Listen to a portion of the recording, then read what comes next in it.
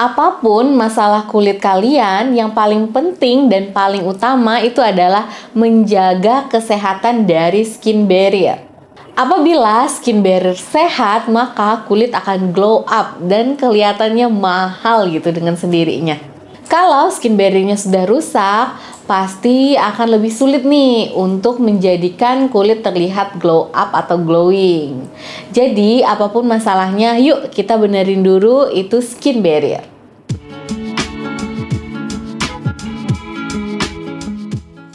Hai, Assalamualaikum sahabat sehat. Apa kabarnya nih? Semoga kalian selalu sehat ya. Sebelumnya nih, saya mau nanya, menurut teman-teman definisi cantik itu apa sih? Coba nanti di komen ya, nanti kita diskusi. Kulit ini merupakan organ terbesar yang ada di tubuh manusia. Oleh karena itu, sangat penting untuk menjaga kesehatan kulit agar dapat menunjang nih kehidupan kita sehari-hari. Salah satunya yang utama itu adalah dengan menjaga skin barrier agar selalu sehat. Dari tadi kita ngomongin skin barrier gitu ya. Nah, sekarang kita akan bahas nih, apa sih sebenarnya skin barrier itu?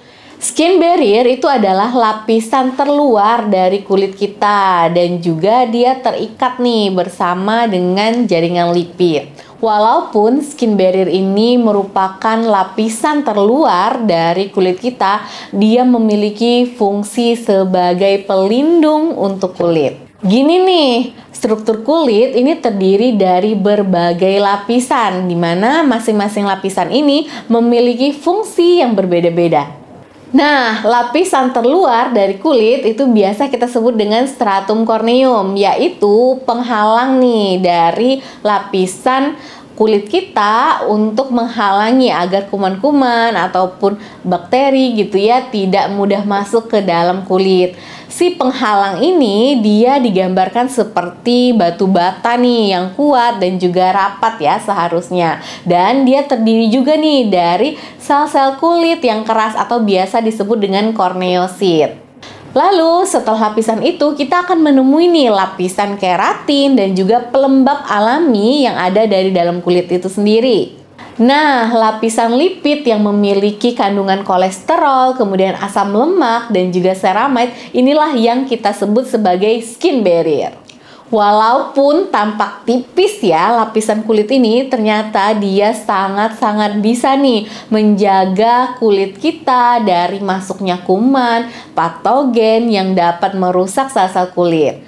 Apabila kulit kita nggak ada lagi penghalangnya atau pelindungnya gitu ya, atau skin barrier ini udah mulai rusak, maka air juga yang ada di dalam kulit itu akan mengalami penguapan. Jadi kelembaban kulit juga akan berkurang, bahkan mungkin itu kita akan mengalami dehidrasi. Kesimpulannya, skin barrier ini merupakan pelindung kulit terluar yang harus senantiasa kita jaga ya kesehatannya agar dia dapat menjalankan fungsinya secara optimal. Serta kita juga bisa nih membantu skin barrier agar tetap sehat dengan beberapa perawatan atau produk-produk skincare. Ingat ya teman-teman, kalau kita ngomongin kulit ini tidak hanya semerta-merta tentang kecantikan, tapi yang lebih penting dari itu adalah tentang kesehatan kulit itu sendiri. Apabila kulit kita sehat, maka kecantikan itu akan terpancar nih dengan sendirinya. Jangan lupa ya, tidak hanya untuk wanita. Menjaga kesehatan kulit termasuk menjaga kesehatan dari skin barrier ini juga sangat penting untuk kaum pria.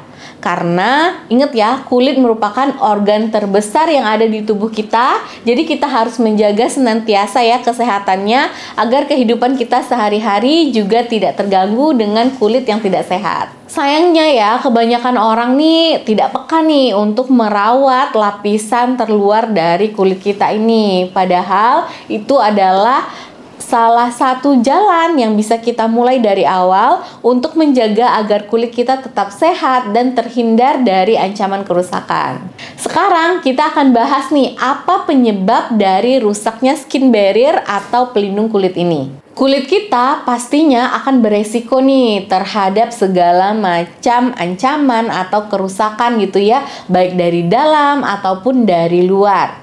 Faktor-faktor yang dapat merusak skin barrier atau pelindung kulit ini yang perlu teman-teman waspadai. Seperti yang pertama, lingkungan yang terlalu kering ataupun yang terlalu lembab.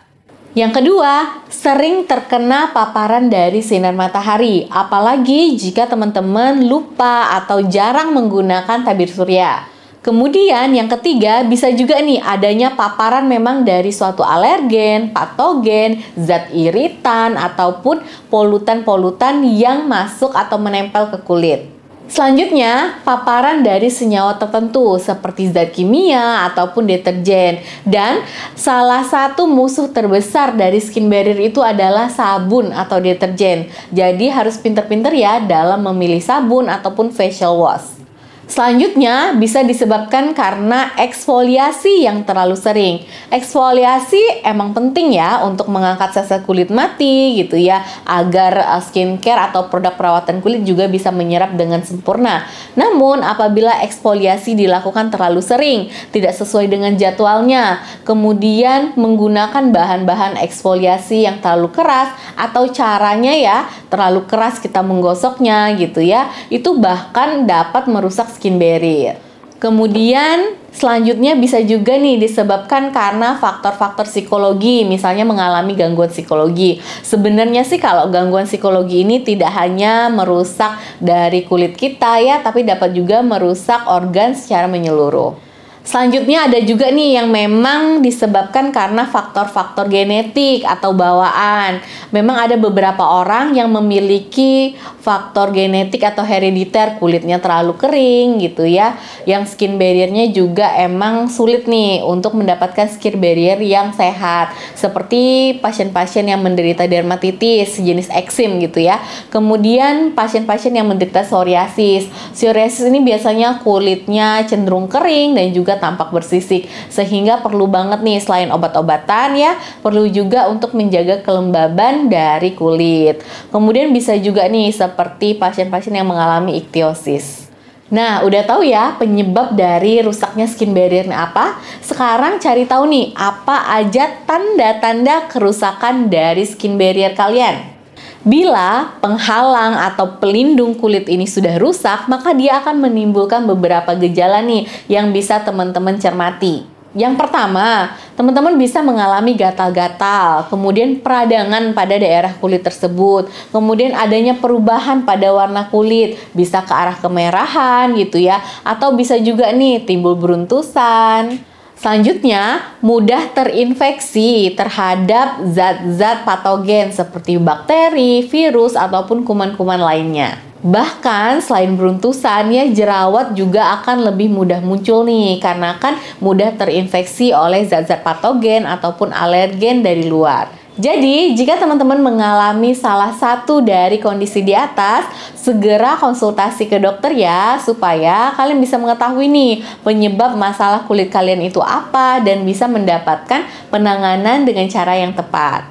Oke teman-teman, udah tahu ya ini skin barrier itu apa dan pentingnya skin barrier itu apa?